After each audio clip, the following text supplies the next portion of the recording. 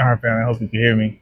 Good morning, good evening, uh, or good afternoon for those who this video reaches. All right, so I got told by the Holy Spirit to make another video, right? Another mystery video. So I'm gonna reveal some mysteries to y'all. Slide up. Reveal a couple of mysteries to y'all that maybe you just never knew, and you didn't understand, or maybe nobody's ever taught you, or whatever. So things that have been revealed to me, and it's pretty interesting, right? Pretty cool. So it actually kind of makes me excited when we get these things told to us by the Holy Spirit, by God, by Jesus. Um, so um, first, God bless anybody who watched this video. Take everything back to the Lord so He can give you even more deeper revelation on whatever I give you and stuff, and the things that I reveal to you today, right? Because it's probably always something even more deeper. So uh, yeah, so the Old Testament. Let me give y'all this. The Old Testament is the things concealed. The New Testament is the mysteries revealed, right, through Jesus Christ, through the Holy Spirit, right? So that's why a lot of the things that was held up in the Old Testament, or we didn't really understand, now we can understand it through the New Testament, right? So either way, so in Mark, I want to say is 1:6, it talks about John the Baptist, right? John the Baptist, but amazing prophet, teacher, evangelist who went out and paved the way, um, baptizing through baptism and everything for Jesus, right? So we all kind of everybody knows about John the Baptist. He's not unknown in the Bible. Short lived. He didn't have a long life because of jealousy and evil that reared his ugly head. But either way, so he would go when you read it. It says that he would be in the uh, he would be in the wilderness, right?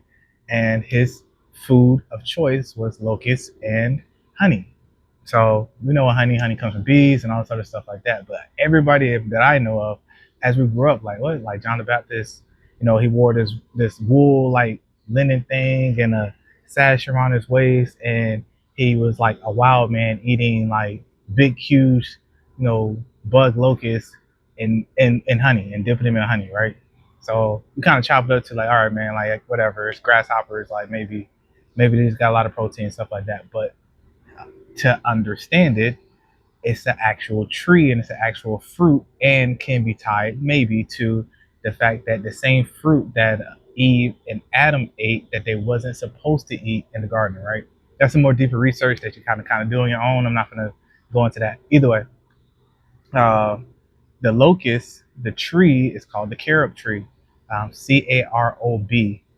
The carob tree produces these long, skinny like fruits that have like pods inside the fruit that have like a more like chocolatey type of taste to it, right? Um, it is also referred to as locust. They will call it. They will call the fruit locust, and they make locust gum bean out of, or locust bean gum out of it. And it's a more sweeter, natural, uh, heightened type of fruit that gives you a boost without like caffeine. They use it for coffee, stuff like that, right? You kind of do your research on it, kind of look it up, stuff like that. But so John the Baptist, although he was clothed looking crazy, he he didn't actually eat locusts. He ate from the carob tree, which was the fruit, a long skinny fruit that had chocolate pods inside of it, and he mixed the chocolate with the honey, and that was his favorite thing to eat. He ate a sweet snack all the time, right? So it's uh, very interesting, right? Pretty cool. I thought that was dope. I learned that a while ago. I just never really talked about stuff like that. But it's really do your research. Just look up carob tree, and you'll see that they call the fruit locust, and he was eating from that locust tree, and it only grows in that Mediterranean area where they were at, right? Uh, Jerusalem and Bethlehem and all that stuff. It only really grows in that area. It doesn't really grow here in the States in America. So we don't really know about it, right? Not unless you did your research and you use it for something and stuff like that. But they use it in a lot of uh, factory foods and stuff like that. Uh, cream cheese, stuff like that. Like they use it in these things, right? So it's still a pretty prevalent fruit that is being utilized to this day, right? Pretty interesting mystery, right?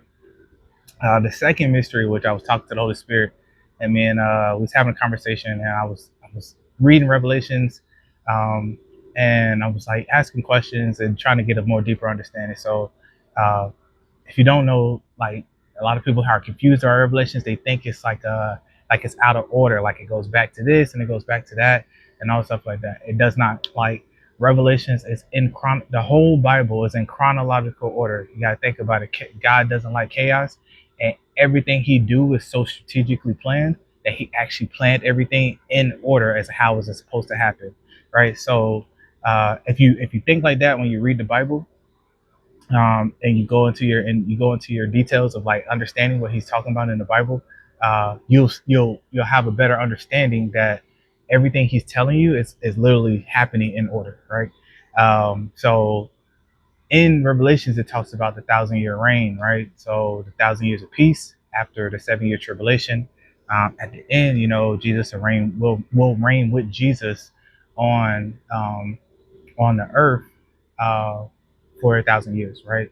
So if you read it, the new earth and the new heaven has not been created yet during the 1,000 year reign, right? We are still here on the old earth, right? We are still here in the old, well, still in the old heaven and stuff like that. But we will still be, it will still be peace for that 1,000 years because of everything that will have occurred and all this other stuff.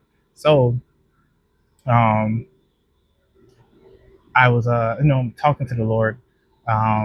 Earth hasn't been like fully destroyed yet, and at that time, and we'll probably be dwelling in heaven with Him. So I'm asking Him stuff like that, and He's like, "Yeah, there's something there." He's talking to me, and He's speaking to me, and I'm like, "Okay, cool.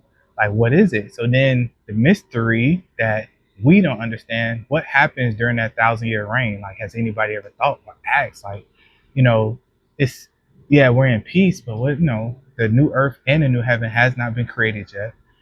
It has not been pushed out and established yet because everything's in chronological order.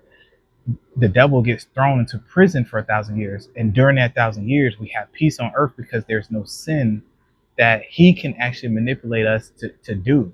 There will still probably be sin on the earth of people sinning and judgments happening because why would we be happy? Why would we have to reign with Jesus, those who are his bride, right? Why would we have to reign with him? When you're reigning, you're in positions of leadership, you're in positions of government, right? Which means that uh, your judgments still have to happen, right? Uh, Actual things like court, court will still have to happen, stuff like that, because people will still be messing up. Things will still be occurring where we'll have to make judgments and render judgments to people, and punishments will still have to happen. So why would you be in reign instead of just automatic, just full peace, right? So that's another mystery that I was like, oh, okay, that makes even more sense. But while the devil is thrown into prison under the Euphrates River for 1,000 years, uh, what happens during that 1,000 years where we have all this peace, right? Stuff like that. So as Jesus and the Holy Spirit was talking to me, like he was like, yeah, we build our new earth and we build our new heaven, right? Like, and I thought that was probably the most coolest and the most like amazing thing ever, right? Like it's just like, oh man, so like we're gonna have a hand with Jesus and the angels and the Father and everybody building what we want our new earth to look like, what we want our new heaven to look like, um, for those who make it through to the end, right? Um, Blew my mind, amazing, right? So I was just like, okay, like so within another mystery, something revealed, because we had no clue before, right? Um, Things concealed that's now being revealed is during our 1,000 year reign with Jesus, uh, Jesus being our King and running things, and we following Him in peace, still peace, but we still will have to deal with people who will be messing up and still be sinning. Um, it's we will be building our new um, we will be building our new earth, and we will be building our new heaven after Satan is released and he goes to Gog and Magog. He goes to those corners of the earth to establish, to manipulate more people. So this is how you know that sin will still be prevalent and people will still be doing things that are not what they're not supposed to do because of the part where Satan comes back and he's able to manipulate and create a whole nother army for a time. He's able to come in for a while and do what he has to do, create a whole nother army. He's going to bring it against Jesus, and then God is going to swallow him with fire, right? Swallow them with fire, throw devil into the lake of fire, and he's done for forever, right? But we're going to have people who are manipulated and turned back to um, going against God and going against Jesus, and yeah, um, and they will die, right? And they will get cast into the lake of fire also. Um, so it means we'll still have people prevalent to sin and prevalent to that culture that's still happening within that 1,000 years, right? Of sin or whatever like that. So, um, and then after that, like then we go into back to what the Garden of Eden was supposed to be, and our new heaven, our new earth, and the new Jerusalem will come down, and everything will be established. New heaven, new earth, um, in perfect harmony, no sin, no hurt, no pain. All that stuff will be removed from it. So I thought that was definitely amazing. I think it's pretty dope that man, if you live in this life and you've been going through suffering and trials and tribulations and all this other stuff, you are ready for that peace. You are ready for that time. So I suggest that if you want to be that person helping build your home, and your heavenly home and your earthly home, I would suggest that you turn your heart to God right now. You turn your heart to Jesus right now. You give him your life and hold on to that promise that you will be able to establish your own home and establish your own earth and everything how you want it, when you want it, and we will be living in perfect harmony and perfect peace um, in our new earth and our new homes, right? After we cast this devil who has been keeping everybody in sin into the lake of fire, right? Or after God casts us into the lake of fire. All right, family. That was a quick, like, probably like 2 or 3 mysteries more than I kind of wanted to give you. I wanted to give you 2, but yeah, take it to the Holy Spirit, take it to the Lord, take it to Jesus, right? Kind of get more revelation on that, a little deeper, more meaning on that, because He can probably give you way more than I can give you for sure. But I hope you enjoyed this video, and yeah, God bless you. Good night.